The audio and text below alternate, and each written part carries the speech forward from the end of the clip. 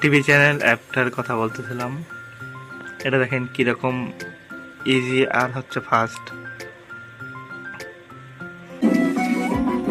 তো এইখানে দেখেন রিমোটের এই যে এই বাটন দিয়েও চেঞ্জ হবে, এই বাটন দিয়েও চেঞ্জ হবে। তো আমি চেঞ্জ করি, দেখছেন কত স্মুথলি ভাবে চলতেছে।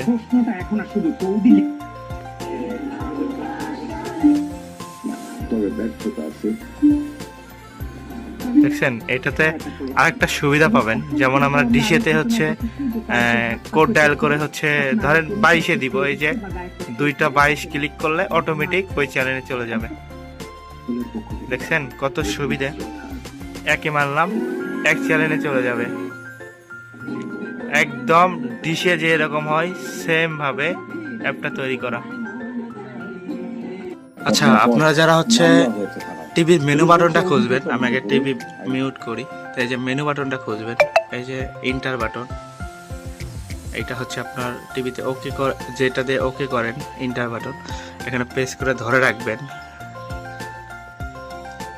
ধরে রাখার পরে এখানে কিছু ফিউচার পাবেন, যেমন এই যে এইখানে দেখেন ক্লিন সিস্টেম, এইটা র্যাম ক্লিন করবে।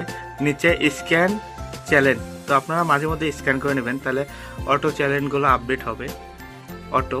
দেন এইখানে সেটিং আছে, তারপরে হচ্ছে এইখানে হচ্ছে সাউন্ড কিছু কম বেশি করতে পারবেন। এখানে ওয়াইফাই ডিভাইস দেখাবে যে কোন আইপিতে কানেক্টেড।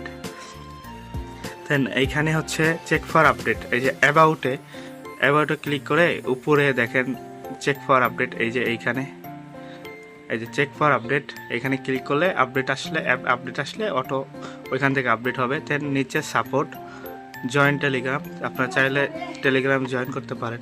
এখানে মজার একটা বিষয় লাস্ট আপনাদের কাছে শেয়ার করা হয়েছে, ভাইরাল ডায়লগ।